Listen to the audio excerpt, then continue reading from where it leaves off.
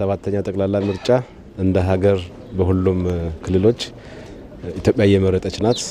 የዲሞክራሲ ስርዓት ግንባታ በተለይ እውነተኛ ዲሞክራሲ ለማነጽ መላ ኢትዮጵያውያን ክልል ጀምሮ ወጥተው ሰልፍ ተሰልፈው ድምጻቸውን እየሰጡ ያሉበት ሁኔታ በግልንም ደግሞ እንደ አንድ መራጭ በዚህ ጣቢያ ላይ ተሰልፈ ከህዝቡ ጋር ድምጽ ለመስጠት በመሰለፈ የተሰማኝ ደስታ ከምንም በላይ የምንመኘውን በተለይ ዲሞክራሲ እውነተኛ ዲሞክራሲ ስልጣን በካርድ እንደሆነ ኢትዮጵያውያን የስልጣንን በካርድ እንደሆነ ያለ ምንም ግርግር ግጭት ደም መፋሰስ ስልጣን መያዝ እንደሚቻል የሚመራውን መንግስት ወይም ፓርቲ የትኛው ነው ለኔ የሚበጀው ለየትኛው ነው ለኔ የሚሻለው የሚለውን አመዛዝኖ ድምጽ ለመስጠት የሚወጣበት ይሄ በታሪክ እጅጉ በጣም አስተማሪ የሆነ ዲሞክራሲ ስርዓት ነው ያየን ያለ ነው።